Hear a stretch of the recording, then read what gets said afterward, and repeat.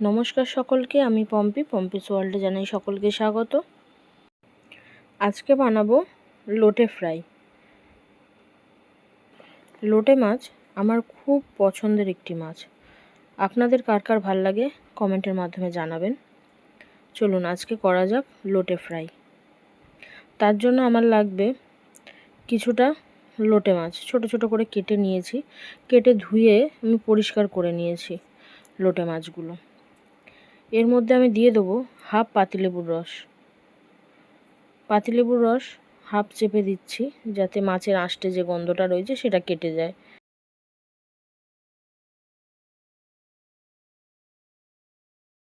এর মধ্যে দিয়ে দিচ্ছি স্বাদ মতন নুন। এরপর দিয়ে দেবো হলুদ গুঁড়ো। দিয়ে তার মধ্যে আমি দেব এবার ধনে গুঁড়ো, কিছুটা ধনে গুঁড়ো দেব। ধনে গুঁড়ো দিয়ে তার মধ্যে দেব কাশ্মীরি গুঁড়ো লঙ্কা। কাশ্মীরি গুঁড়ো লঙ্কা দেওয়ার পরে দেব গোলমরিচ গুঁড়ো। সামান্য একটু হালকা ঝাল হবে তার জন্য একটু গোলমরিচ গুঁড়ো দিয়ে নিচ্ছি। দিয়ে এটাকে আমি ভালো করে মাখিয়ে নেব।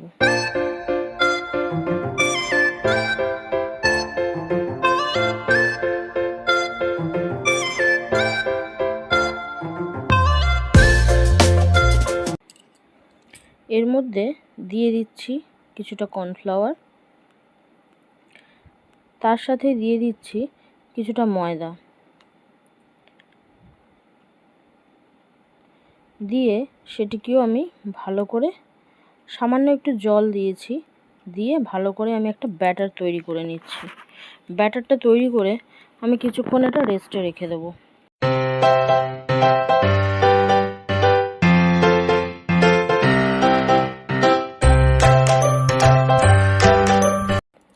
এর মধ্যে দিয়ে দিচ্ছি 1 টেবিল স্পুন করে আদা রসুনের পেস্ট। তার সাথে একটু কাঁচা লঙ্কা দিয়েছিলাম, একটা কাঁচা লঙ্কার মতন। দিয়ে ভালো করে মাখিয়ে আমি কিছুক্ষণ রেখে দেবো। কড়াই বসিয়ে নিয়েছি, নিয়ে কড়াইটা গরম হয়েছে, তার মধ্যে সাদা তেল আমি খানিকটা দিয়ে দিলাম। খানিকটা সাদা তেল দিয়ে এবার আমি একে একে ভাজতে থাকবো। তেল গরম হয়ে গিয়েছে, একে একে আমি ভাজতে রয়েছি।